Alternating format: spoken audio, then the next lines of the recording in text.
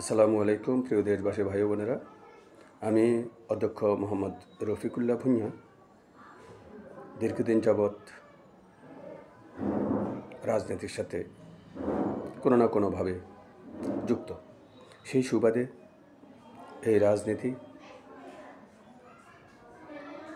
আমি বিভিন্ন রাজনৈতিক নেতাদের সাথে কথা বলার এবং বিভিন্ন অনুষ্ঠানে অংশগ্রহণ করার সুযোগ হয়েছে। সেই সুবাদে আমি খুব কাছ থেকে দেখেছি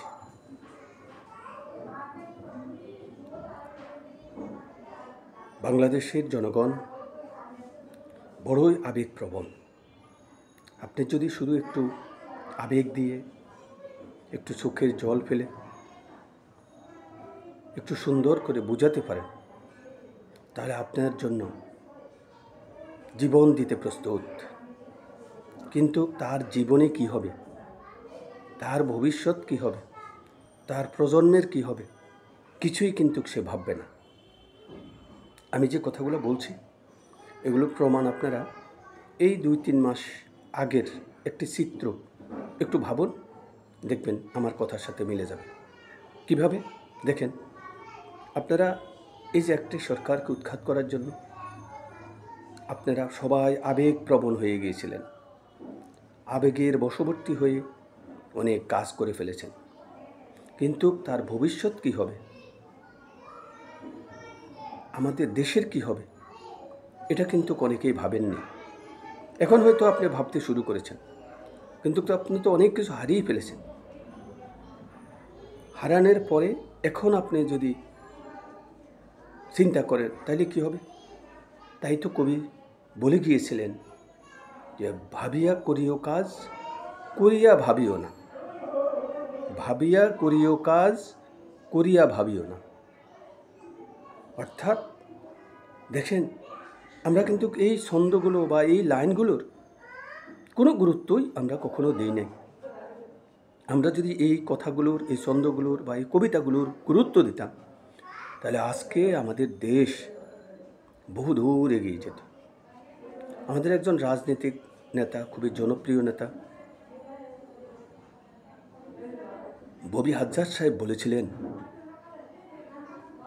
যে বাংলাদেশ গরিব রাষ্ট্র নয়।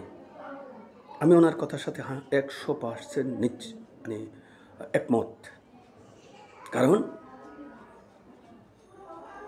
বাংলাদেশ আসলেই গরিব রাষ্ট্র নয়, আমাদেরকে গরিব বানানো হচ্ছে, আমরা তা হয়তো বুঝতে পারছি না। সুতরাং এই যে আমরা বুঝতে পারছি না, এটাই হলো আমাদের দুর্বলতা। সুতরাং আগে বোঝার চেষ্টা করুন, তারপরে কাজ করুন। এই দেশটাকে কোথায় নিয়ে যাওয়া হচ্ছে? ছাত্র জনতা আমাদের ভবিষ্যৎ, ছাত্র জনতা আমাদের স্বপ্ন, ছাত্র জনতা আমাদের এই দেশকে সুন্দরভাবে সাজাবে। সেই স্বপ্ন নিয়ে আমরা কাজ করছি। কিন্তু আমাদের এই স্বপ্ন যদি বাস্তবায়ন না হয় তাহলে কি হবে? সুতরাং স্বপ্নকে বাস্তবায়ন করার জন্য সবাইকে ঐক্যবদ্ধ হতে হবে। দল মত, ধর্ম বর্ণ নির্বিশেষে সবাইকে এই দেশের জন্য কাজ করতে হবে। তাহলেই আমরা এই দেশটাকে উন্নত বিশ্বের কাতারে নিয়ে যেতে পারব।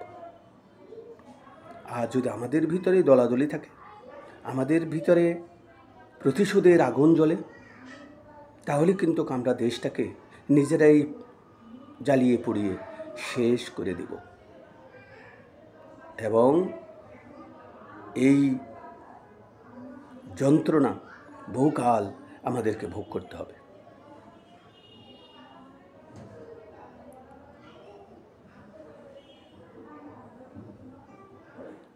আমাদের একজন হুজুর যে কোনো ওয়াজে বলেছিলেন, বুঝলে বুঝপাতা, না বুঝলে তেজপাতা। উনি খুবই জনপ্রিয়। জনপ্রিয় একজন বক্তা, ইসলামী বক্তা। আপনারা সবাই নাম জানেন, নাম আর আমি নাই বললাম। বুঝলে বুঝপাতা, না বুঝলে তেজপাতা। কথাটার কিন্তু অনেক, আপনি যদি এটাকে বিশ্লেষণ করেন, আপনি এই কথার মাধ্যমে বহু কিছু খুঁজে পাবেন।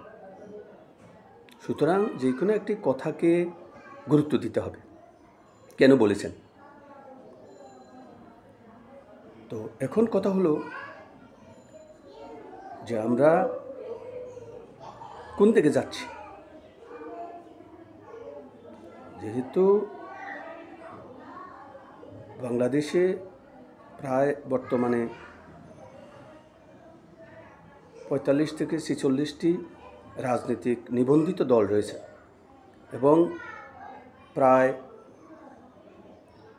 ৭০ থেকে ৮০টি অনিবন্ধিত জনপ্রিয় দল রয়েছে, যেগুলো জনপ্রিয়তাও আছে কিন্তু অনিবন্ধিত।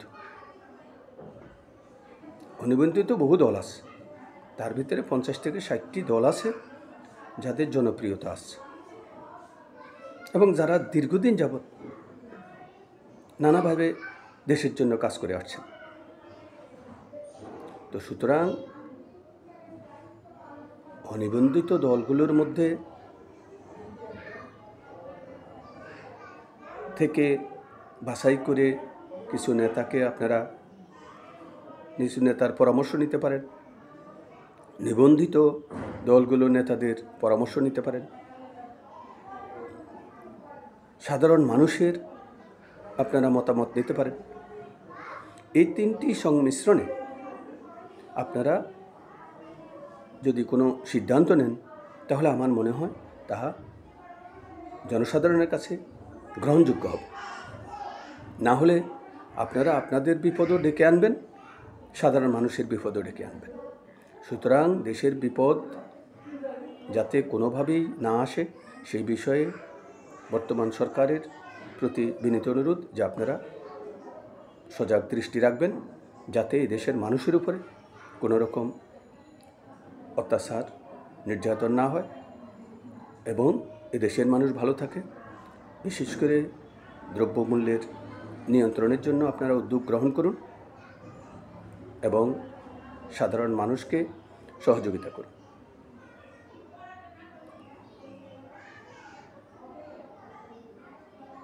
শেষে একটি কথা বলতে চাই যে এই দেশটা আমার, আপনার, আমাদের সকলের। এই দেশের উন্নয়ন হলে আমাদের সকলেই আমরা ভালো থাকব, আমরা সকলেই নিরাপদ থাকব। এ দেশ যদি ক্ষতিগ্রস্ত হয়, আমরা সবাই ক্ষতিগ্রস্ত হব। সুতরাং দেশকে বাঁচাতে, দেশের উন্নয়নে এবং দেশকে রক্ষা করতে আমাদের সবাইকে ঐক্যবদ্ধভাবে কাজ করতে হবে। আমরা যদি সবাই মিলে ঐক্যবদ্ধভাবে কাজ করি, তাহলে অবশ্যই আমরা এই দেশকে স্বপ্নের বাংলাদেশ বিনির্মাণে আমরা অবদান রাখতে পারব। সবাইকে আন্তরিক প্রীতি, শুভেচ্ছা, অভিনন্দন। সবাই ভালো থাকুন, সুস্থ থাকুন, নিরাপদে থাকুন এবং সর্বশেষ আমরা দীর্ঘদিন যাবৎ যে দাবিটি করে আসছি তা হলো বছরে 20 লক্ষ তরুণ তরুণীর কর্মসংস্থানের ব্যবস্থা। এবং এই 20 লক্ষ তরুণ তরুণীর ব্যবস্থা করা যাবে সরকারের কোনো প্রকার বিনিয়োগ ছাড়াই। শুধু একটি পরিকল্পনা করতে হবে। এই পরিকল্পনার ভিত্তিতে বছরে 20 লক্ষ বেকারের কর্মসংস্থান করা সম্ভব, যা আমরা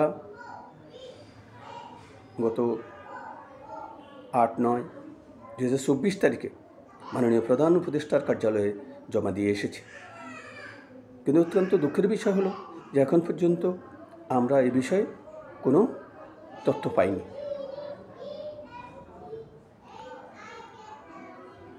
তো আমরা এই বিষয়ে কাজ করতেছি। বেকারমুক্ত বাংলাদেশ গড়তে আমরা দীর্ঘদিন যাবৎ কাজ করে আসছি।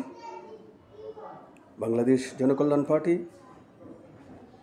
বেকারমুক্ত বাংলাদেশ গড়ার লক্ষ্যে কাজ করছে এবং বছরে 20 লক্ষ বেকারের কীভাবে কর্মসংস্থান হবে সেই বিষয়ে আমরা বলে আসছি। তো সবাই সহযোগিতা করলে, সবাই পাশে থাকলে অবশ্যই বছরে 20 লক্ষ বেকারের কর্মসংস্থান সম্ভব। এবং বাংলাদেশ জনকল্যাণ পার্টির 11 দফা বাস্তবায়ন হলে এদেশে শান্তি বিরাজ করবে এবং স্বপ্নের বাংলাদেশ বিনির্মাণে অবদান রাখতে সক্ষম হবে। সবাই ভালো থাকুন, সুস্থ থাকুন। খোদা হাফেজ।